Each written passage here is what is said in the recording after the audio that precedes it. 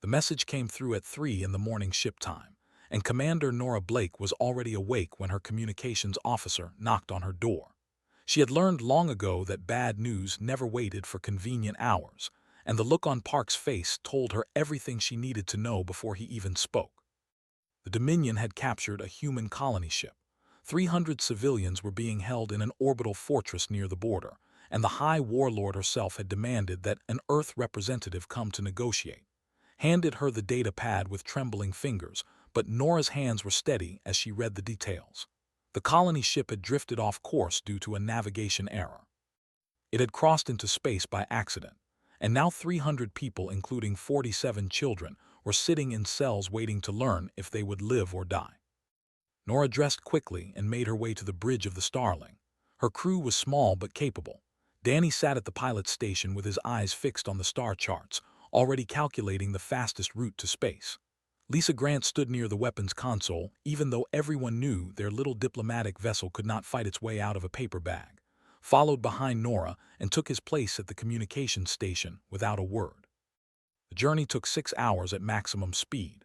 Nora spent most of that time reading everything she could find about thee and their leader. There were reptilian creatures who stood nearly 8 feet tall and had scales the color of dried blood. Their society was built on dominance and cruelty. They kept other species as slaves and entertainment. Their warriors collected the bones of defeated enemies as trophies, and their leader was said to be the most ruthless of them all. But the thing that made the truly feared throughout the galaxy was their pets. They called them Ravagers. Each one was a massive predator beast engineered for war and terror. The creatures stood 20 feet tall at the shoulder and had armor-plated scales that could stop most weapons. Their blood was acidic, and their claws could tear through metal. They used them as executioners, releasing them on prisoners who displeased them while crowds watched and cheered. High Warlord was famous for her Ravager. She had raised it from a hatchling and trained it personally. It was said that she had fed it over 1,000 prisoners during her rise to power, and that she took great pleasure in watching her enemies beg for mercy before the beast tore them apart. Nora read all of this with a calm expression. Danny glanced at her once and saw that her face showed no fear, only concentration. He had served with her for 5 years and had learned that she was most dangerous when she was quiet. The Starling dropped out of faster-than-light travel near the orbital fortress, and Nora felt her breath catch for just a moment at the sight of it. The station was enormous, a twisted structure of dark metal and sharp angles that looked like something out of a nightmare. Bones decorated the exterior hull. Some of them were clearly not from animals. An escort vessel appeared beside them almost immediately and ordered them to follow. Danny obeyed without comment, guiding the Starling into a docking bay that smelled of blood and something else that Nora could not identify. The gravity was heavier here than on Earth ships, and the air was hot and humid. Lisa fell into step beside Nora as they walked down the boarding ramp, her hand resting casually near her sidearm, even though they all knew weapons would do no good here. The guards who met them were massive creatures with yellow eyes and scales. They looked at the humans with a mixture of curiosity and contempt, the way a cat might look at a mouse that had wandered into its territory. One of them said something in the language and the others laughed, a harsh sound like rocks grinding together. Translated quietly, he said, "We look soft like larvae." Nora smiled pleasantly. "Tell him I appreciate his observation." Hesitated but did as she asked. The guard looked confused for a moment, then snorted and gestured for them to follow. They walked through corridors lined with trophies of past conquests. Skulls and weapons and flags from a dozen different species hung on the walls, each one a reminder of what happened to those who opposed the Dominion. The guards watched the humans for signs of fear, but Nora walked with her head high and her pace steady. Danny kept his eyes forward. Lisa assessed every doorway and intersection with professional calm, clutched his translation device, but his voice did not shake when he asked the guards questions about the station. They passed a massive chamber with a transparent wall, and Nora stopped to look inside. The Ravager was there, packing in a cage that seemed too small for something so large. Its scales were black and red, and its eyes glowed with a terrible intelligence. The handlers who stood near its cage flinched every time it moved, their fear obvious even though they were protected by energy barriers. Nora watched the creature for a long moment. It paused in its packing and turned to look at her, tilting its massive head as if trying to understand what it was seeing. The guards exchanged nervous glances. Prey species usually ran from the sight of a Ravager, or at least trembled and whimpered. This human just stood there looking at it like she was watching a fish in an aquarium. One of the guards grabbed Nora's arm and pulled her away. She did not resist, but she also did not look afraid. She simply filed the information away and continued walking. The throne room of High Warlord was a cathedral of violence. The ceiling rose so high that it disappeared into shadow, and the walls were covered with the preserved bodies of her greatest enemies. Herself sat on a throne made of bones, her scales gleaming with oil and her eyes burning with cruel amusement. She was larger than the guards, nearly 9 feet tall, and she wore armor decorated with the teeth of fallen rivals. "So," she said in accented but clear English, "the humans have sent a female to beg for the lives of their people. How appropriate. Your species is weak and soft, and you send the weakest among you to face me." Nora stepped forward and bowed her head slightly, just enough to show respect without showing submission. "High Warlord, I am Commander Nora Blake of the Earth Diplomatic Corps. I am here to discuss the release of the civilians your forces have detained." Laughed and the sound echoed through the chamber like thunder. "Discuss? There is nothing to discuss. You will give me what I want, or I will feed your people to my pet one by one until you change your mind." She leaned forward on her throne, her yellow eyes fixed on Nora's face. "I want Earth to surrender all territorial claims in the Outer Rim. Every colony, every outpost, every mining station. You will give them to me, or 300 of your kind will die screaming." Nora listened without expression. When finished, she simply said, "I need to contact Earth Command to relay your demands. This decision is above my authority." The warlord considered this for a moment, then nodded. "You have 1 rotation cycle. Use your time wisely, human. My pet grows hungry." The guards led them to holding quarters that were barely large enough for the 4 of them. As the door closed behind them, Danny let out a breath he had been holding. Lisa checked the room for listening devices while began working on his communication equipment. Nora stood by the small window that looked out into the station. Somewhere beyond these walls, 300 people were waiting for her to save them. And somewhere in the depths of this place, a monster was waiting to eat them if she failed.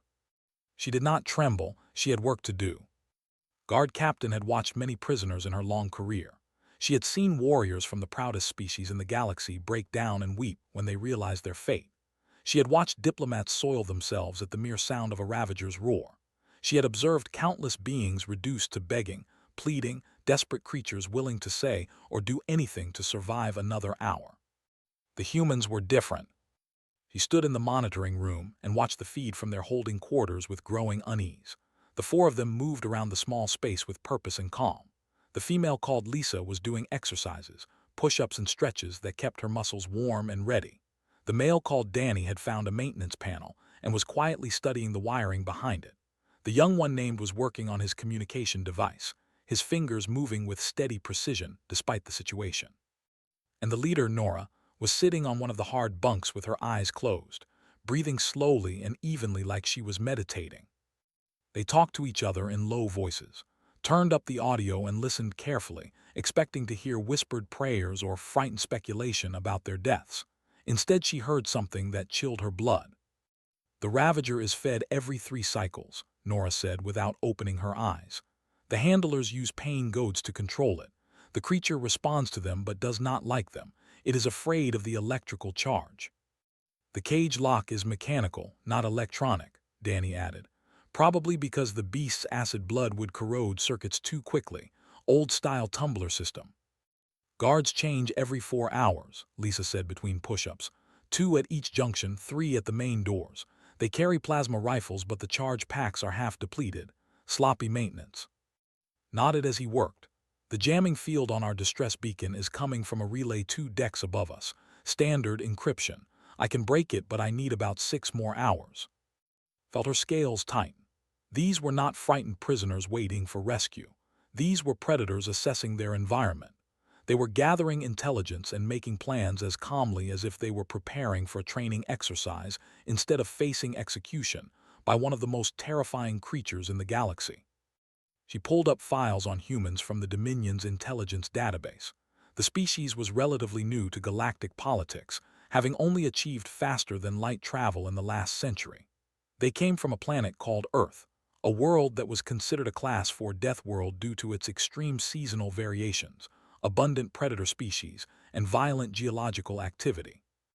The files noted that humans had evolved as persistence hunters, meaning they chased their prey until it collapsed from exhaustion.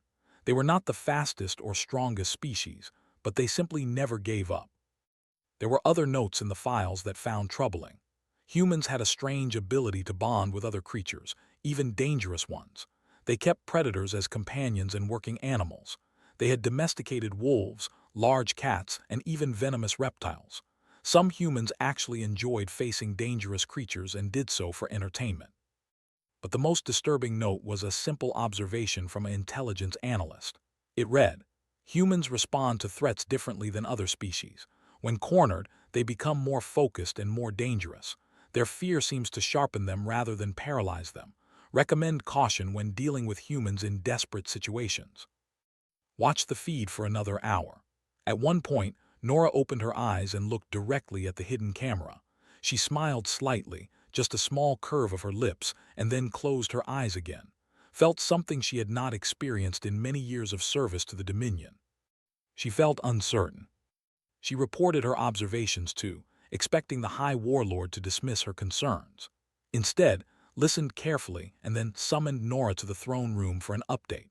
Accompanied the guards who fetched the human commander, watching her face for any sign of fear as they walked through the corridors of bones and trophies. There was none. Nora walked with the same steady pace she had shown when she first arrived.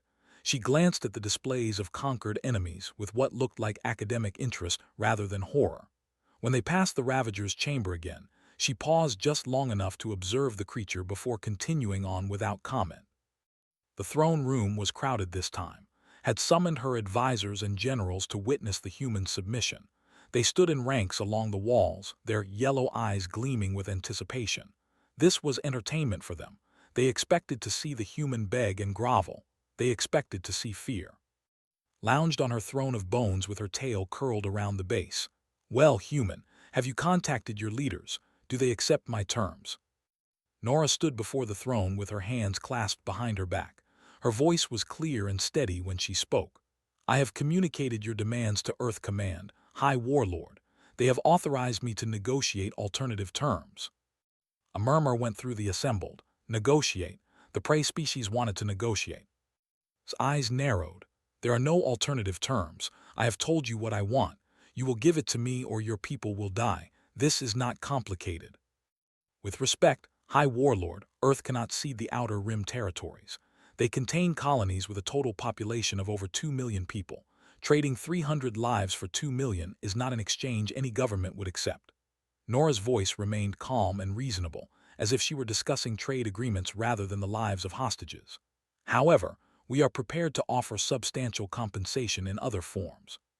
Technology transfers, trade concessions, diplomatic recognitions that would benefit the Dominion." Rose from her throne, her full 9 feet of scaled muscle towering over the human before her. "You dare to bargain with me. You dare to treat this as a negotiation between equals." She stepped down from the dais and circled Nora slowly, her claws clicking on the stone floor. "You are prey. Your people are meat for my pet. You have nothing I cannot simply take." Nora turned her head to follow the warlord's movement, but her body stayed relaxed. "I understand your position, High Warlord, but I would advise against harming the hostages." The room went silent. Several of the generals actually stepped back as if expecting to strike the human down on the spot. The warlord stopped her circling and stared at Nora with an expression of pure disbelief. "You advise me." The voice was soft and dangerous. "A soft, weak creature from a soft, weak species advises the ruler of the Dominion." "Yes," Nora said simply. Watched this exchange with her hand on her weapon. She had seen kill for far lesser insults. The warlord's tail was lashing back and forth, a sure sign of rising anger. The generals were backing toward the exits, preparing for violence. But did not strike. Instead she laughed, that terrible thundering sound that echoed through the chamber. "You have courage, human, I will give you that. Perhaps I will keep you as a pet after I have fed the others to my Ravager."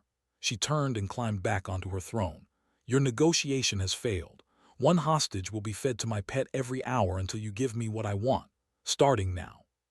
She gestured to one of her generals, who bowed and hurried from the room. Nora watched him go, then looked back at. "I would advise against that," she said again. Smiled, showing rows of razor-sharp teeth. "And what will you do to stop me, little human? You have no weapons, no army, no power here. You have nothing but words. Nora met her gaze without flinching. I have been told that before. The people who said it usually regretted their words later. The warlord's smile faded slightly. For just a moment, something flickered in her yellow eyes. It might have been doubt. It might have been recognition of something she had underestimated. But then the moment passed, and she waved her hand in dismissal. Take her to the arena. Let her watch what happens to those who refuse the dominion. As the guards led Nora away, fell into step beside her. You should not have spoken to her that way, she said quietly. She will make your death especially painful now. Nora glanced at her with that same small smile she had shown the camera. Perhaps, but I do not think I am the one who should be worried about pain today. Did not understand what she meant, but she would. Soon enough she would understand everything. The arena was built for spectacle and suffering. It occupied the center of the orbital fortress, a vast circular pit surrounded by tiered seating that could hold thousands of spectators. The floor was covered with sand that had been stained dark by the blood of countless victims, and the walls rose 30 feet high with smooth surfaces that made climbing impossible. Massive screens displayed close-up views so that no one would miss a moment of the horror about to unfold. The stands were already filling when Nora was brought in. Citizens from throughout the station had gathered to watch the execution, their scaled faces eager with anticipation. This was their favorite entertainment. This was what their culture was built upon.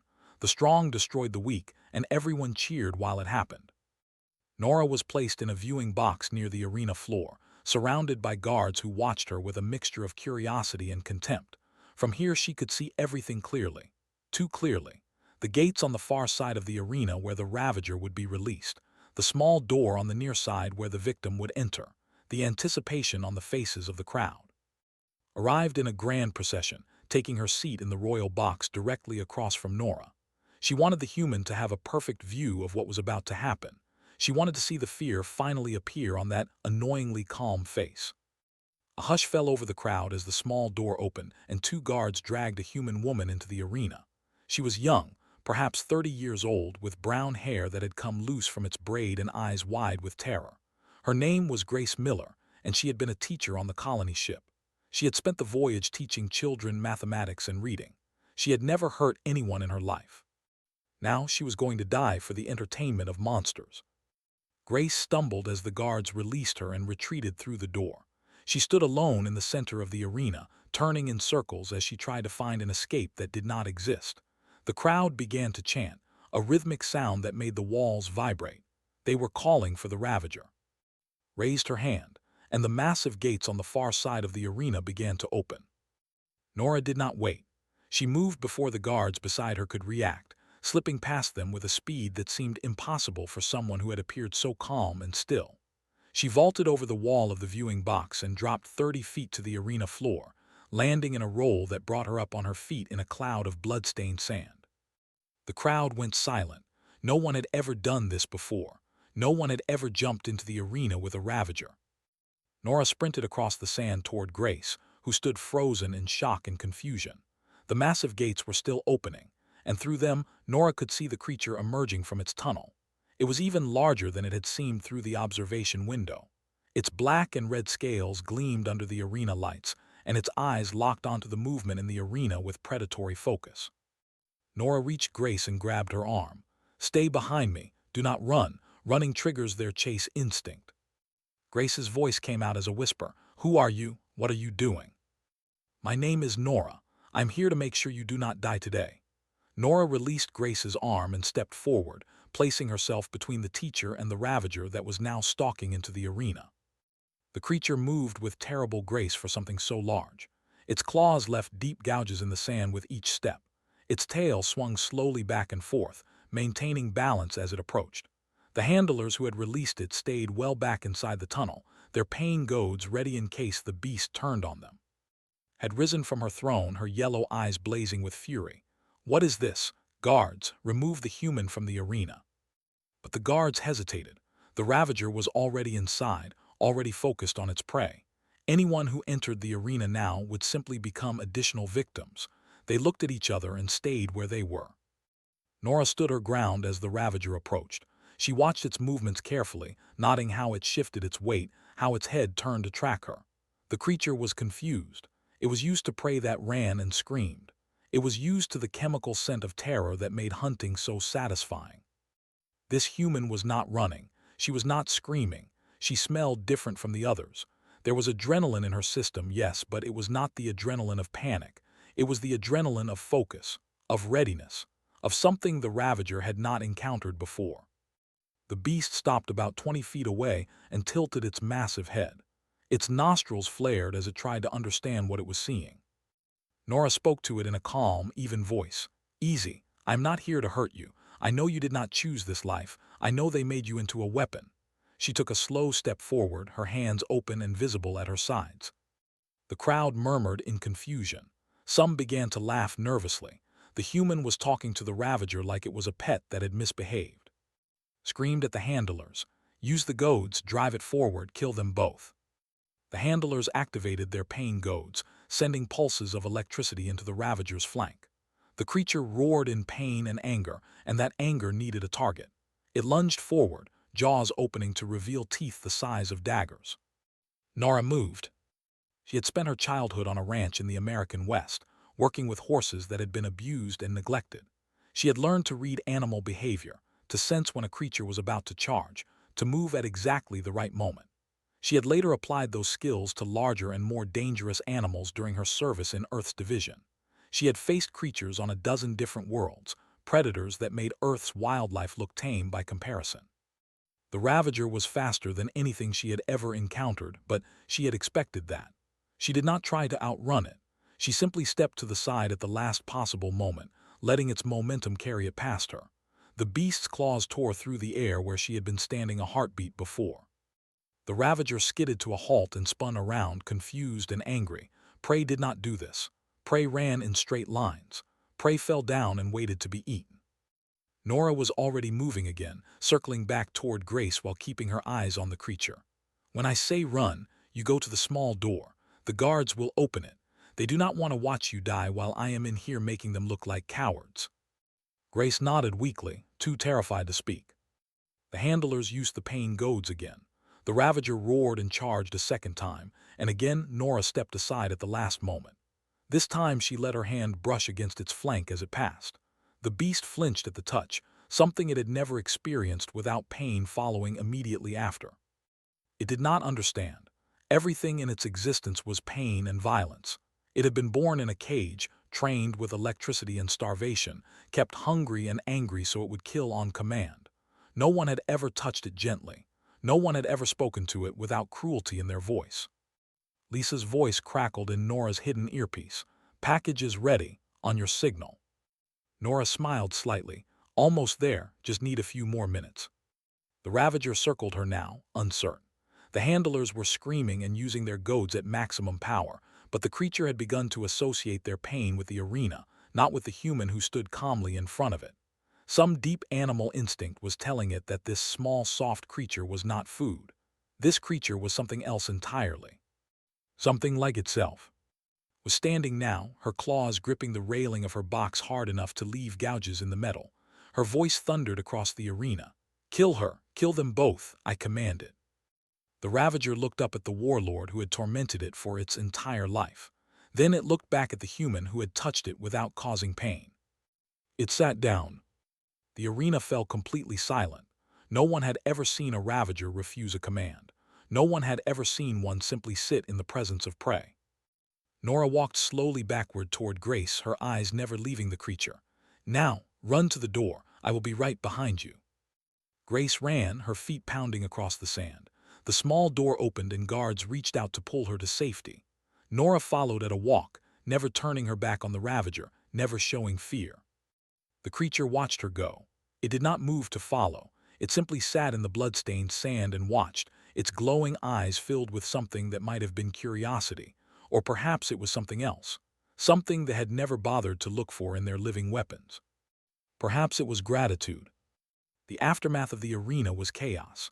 Guards surrounded Nora the moment she stepped through the small door, their weapons drawn and their scales flushed dark with confusion and anger. Grace was pulled away by other soldiers, still shaking but alive. The crowd in the stands was roaring with a mixture of outrage and something that might have been awe. His voice cut through the noise like a blade.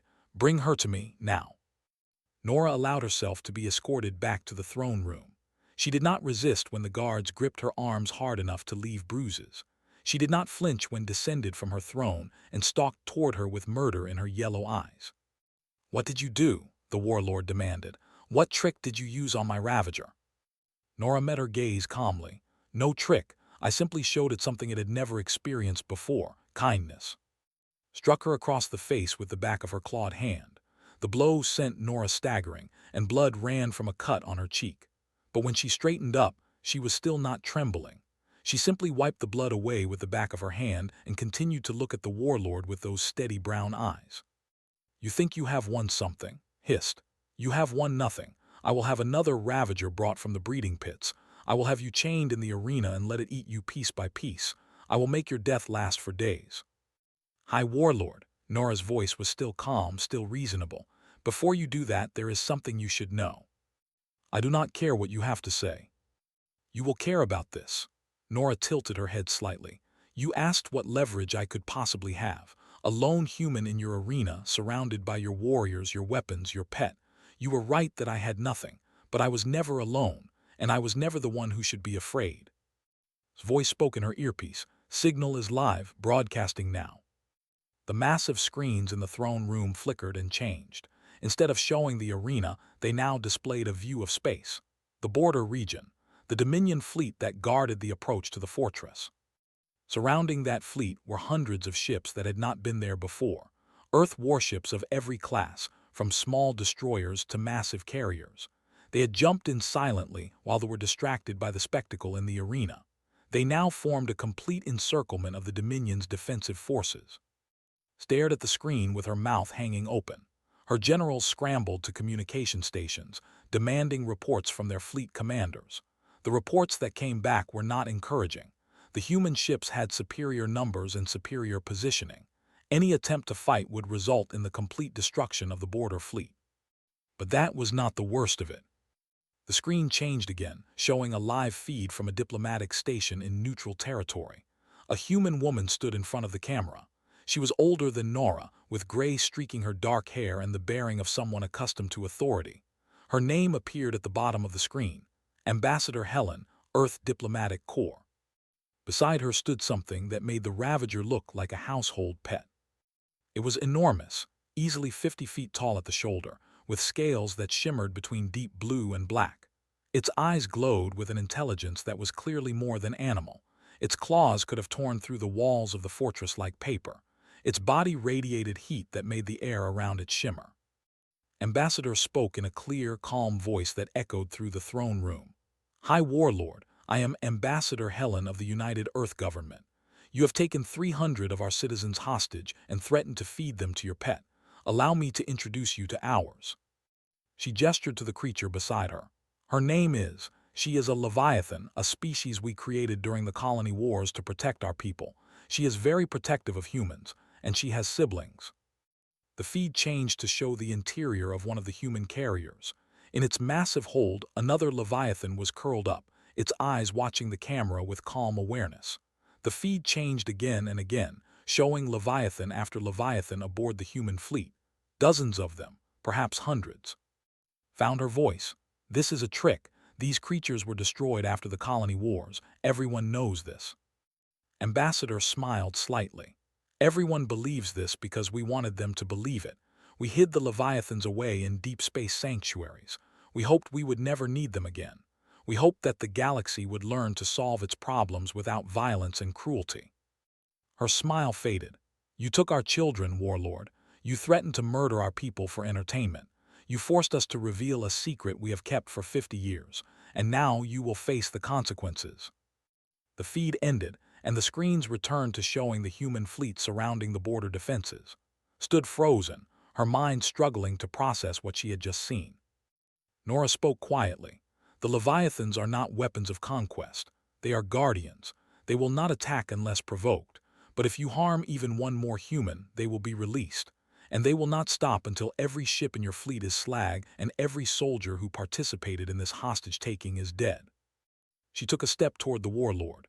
"You asked what leverage I had. You said I had nothing but words. You were wrong. I had the most dangerous thing in the galaxy. I had a secret. And now you know what happens when someone threatens human families." Looked around her throne room. Her generals were pale and shaking. Her guards were backing toward the exits. The might of the Dominion, built on fear and cruelty, was crumbling around her. She turned back to Nora with hatred burning in her eyes. "You would not dare. If those creatures attack, millions of will die. You would not start a war over 300 colonists." Nora shook her head slowly. "We do not want war. We never wanted any of this. All we want is our people back. Release the hostages, sign a non-aggression treaty, and we will leave. The Leviathans will return to their sanctuaries. Your fleet will be allowed to withdraw. No one else needs to die today." "And if I refuse?" Nora's voice was soft but carried clearly through the silent throne room. "Then you will learn what we learned during the colony wars. Humans do not abandon their people. We do not negotiate with those who threaten our children, and we do not lose." She gestured toward the screens. "Those Leviathans out there bonded with their human handlers when they were hatchlings. They imprinted on us. They would die to protect us, and they would kill anything that tries to hurt the people they love. That is what happens when humans bond with creatures. We become family, and there is nothing in this galaxy more dangerous than a human protecting their family." Stared at her for a long moment. The warlord had risen to power through violence and intimidation. She had crushed every opponent who stood against her. She had never backed down from a threat in her entire life. But she had also never faced anything like this. The humans had not come to negotiate. They had come to deliver an ultimatum, and they had brought an army of monsters to enforce it. She looked at the screens, at the human ships and the Leviathans waiting inside them. She looked at Nora, still bleeding from the cut on her face but showing no fear. She looked at her generals, who were already calculating the odds and finding them hopeless. For the first time in her reign, High Warlord of the Dominion did not know what to do. And in that moment of hesitation, she realized that the human had been right all along. She should never have threatened their families. The silence in the throne room stretched for what felt like hours, stood motionless before her throne of bones, her yellow eyes fixed on the screens that showed her doom. Her generals waited for orders that did not come. Her guards stood frozen at their posts, unsure whether they should fight or flee or simply accept the reality that their world had changed forever. It was who finally broke the silence. The guard captain stepped forward and spoke to her ruler in a voice that carried no fear, only the practical concern of a soldier who had seen too many battles to waste time on pride. "High Warlord, the fleet commanders report that the human vessels have weapons locked on every ship in our border force. If we engage, we lose everything. Our people, our ships, our territory, all of it." Did not respond. Her claws were clenched so tightly that blood dripped from her palms where they pierced her own scales. Nora watched the warlord with something that might have been compassion. "I know this is difficult. Your entire society is built on dominance and the display of strength. Backing down feels like surrender, but there is another way to see this." The warlord's head turned slowly toward her. "What way?" "You encountered a superior force and chose not to sacrifice your people in a hopeless battle. That is not weakness. That is wisdom. It is what a good leader does." Nora's voice was gentle but firm. "The hostages meant nothing to you. They were just leverage, a tool to get what you wanted. But they mean everything to us. We would have burned your entire dominion to ash to get them back. Now you know that. Now you can factor that into your future dealings with humanity." Let out a sound that might have been a laugh or a snarl. "You think I care about the opinions of prey? I think you care about survival, yours and your people's." Nora glanced at the screens. "The Leviathans will not attack unless provoked. Release the hostages and we leave. Your fleet survives. Your empire survives. Your personal rule survives. That is not a bad outcome for a situation that started with you making threats you could not enforce." The warlord was silent for a long moment. When she spoke, her voice was cold and hard. "Release them." Her generals blinked in surprise. One of them stepped forward as if to protest, but a single look from silenced him immediately. She turned her back on Nora and climbed onto her throne, settling into the seat of bones with deliberate dignity. "The hostages will be delivered to your ship within the hour. You will sign a non-aggression treaty guaranteeing that neither side will engage in hostile actions against the other, and you will take your creatures and leave my space." Her eyes bored into Nora. "But know this, human, I do not forget, and I do not forgive." Nora inclined her head slightly. "Neither do we. That is something we have in common." She was escorted back to the Starling by a squad of guards who kept their distance as if she might explode at any moment. Danny and Lisa were waiting for her in the docking bay, their faces showing relief and amazement in equal measure. Had his communication device clutched in his hands, still recording the exchange between the human fleet and the commanders. "The hostages are being brought to the ship," Lisa reported. "All 300 accounted for, no casualties." Danny let out a breath he had been holding for what felt like days. "How did you know the Leviathans would work? How did you know she would back down?" Nora smiled tiredly. "I did not know, but I knew humans. I knew we would rather die than abandon our people, and I knew that any species that had to keep its weapons in cages and control them with pain had never really understood what true loyalty looks like." The hostages began arriving in groups, escorted by guards who seemed eager to be rid of them. Families reunited with tears and embraces. Children clung to parents they had feared they would never see again. Grace Miller found Nora in the crowd and hugged her so tightly that Nora had to gently disengage before she ran out of air. "Thank you," Grace whispered. "I thought I was going to die. I thought we all were." "You were never going to die," Nora told her. "Not today, not like that." She watched the hostages board the Starling and the additional transport ships that had been dispatched from the human fleet. 300 people who would go home to their families. 47 children who would grow up and live full lives.